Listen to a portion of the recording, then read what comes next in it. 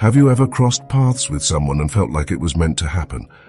As if life, destiny, or something unseen was guiding them to you? Have you ever felt such a deep, unexplainable connection that it seemed to bypass logic, speaking instead to your soul? Carl Jung believed that the people who truly impact us don't arrive by accident. They are part of a greater pattern, reflections of our unconscious, and sometimes catalysts for profound transformation.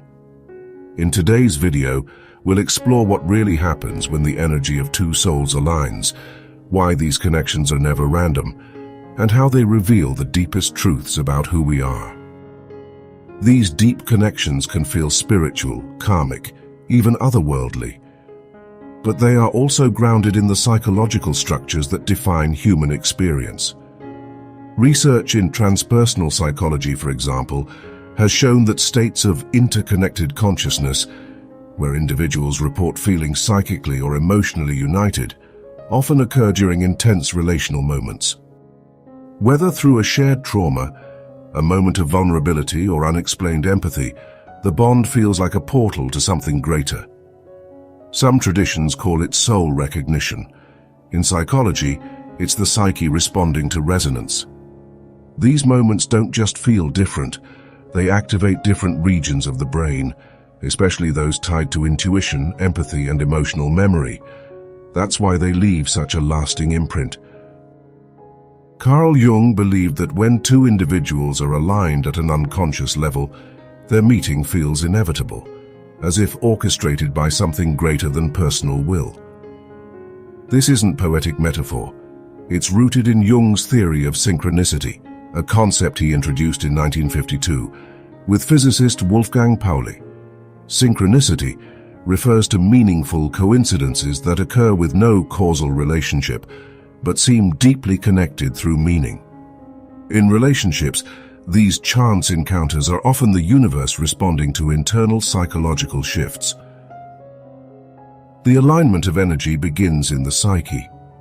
Jung described the unconscious not as chaos, but as a structured realm populated by archetypes, universal images, and patterns inherited from the collective unconscious. When we meet someone whose archetypes resonate with ours, be it the Anima, Animus, shadow, or hero, we experience a powerful sense of familiarity. That energy pulls us toward them with magnetic force, not because we want to, but because something within us knows we must. Modern neuroscience supports this to a surprising degree. Studies in interpersonal neurobiology suggest that humans are wired for emotional resonance through a mechanism called limbic mirroring. Our nervous system picks up on subtle nonverbal cues, tone, posture, gaze, and synchronizes emotionally with those who match our inner state. So when two souls are energetically aligned, the body knows it before the mind does.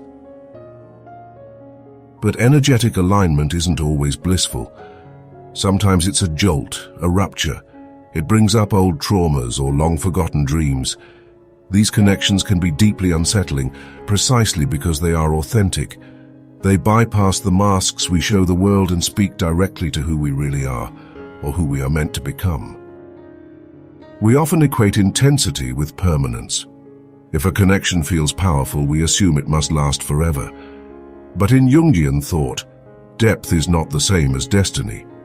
Many relationships serve as catalysts, not companions. Their role is to initiate change, not sustain comfort. Some people arrive to activate what Jung called the individuation process, the lifelong journey of becoming our true self. This means breaking from the ego's illusions, facing the shadow, and integrating previously disowned parts of ourselves. These people might show up as lovers, friends, or even enemies, but their presence ignites transformation. Once their role is fulfilled, clinging to them out of fear or nostalgia can stunt our growth. Psychological studies support this idea. A 2018 research paper published in Personality and Social Psychology Review found that emotionally intense but unstable relationships often function as developmental turning points in identity formation. They help us redefine who we are and what we truly value, but their intensity can burn out once that internal shift is complete.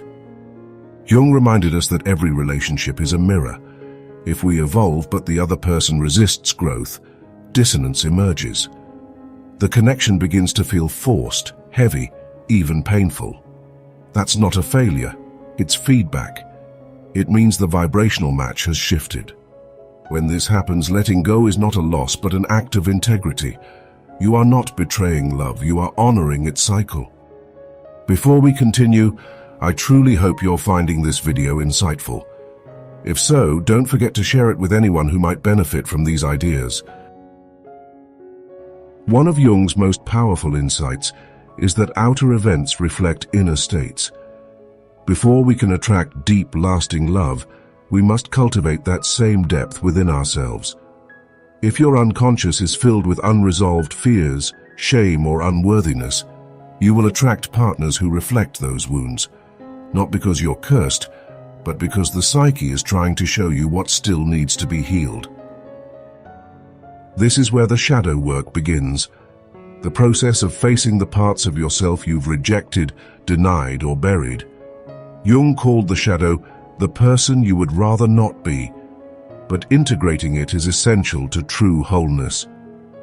When you stop running from your darkness, you stop needing others to carry it for you. Your relationships stop being battlegrounds and start becoming sanctuaries.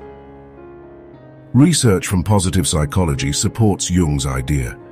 Studies show that people with higher levels of self-concept clarity, a clear, stable sense of who they are, tend to form healthier and more secure romantic relationships. They're less likely to depend on external validation or fall into codependent dynamics. In other words, clarity breeds connection. Love that comes from lack demands. Love that comes from wholeness gives. When you become someone who is at peace within, your energy shifts. You no longer chase, you attract. You don't beg, you align. And when two whole individuals meet, their bond is not built on need, but on mutual elevation. That's not fantasy, that's emotional maturity.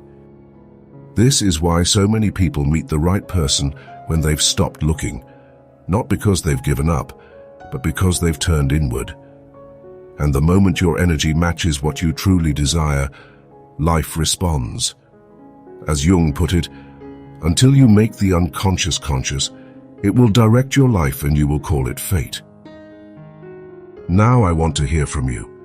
Have you ever felt a connection so powerful that it couldn't have been a coincidence? Do you believe that relationships are mirrors of your inner state and unconscious patterns?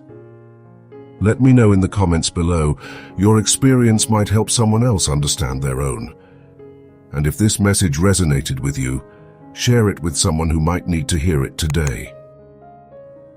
Thank you for watching, and remember, when the energy of two souls aligns, no force can keep them apart.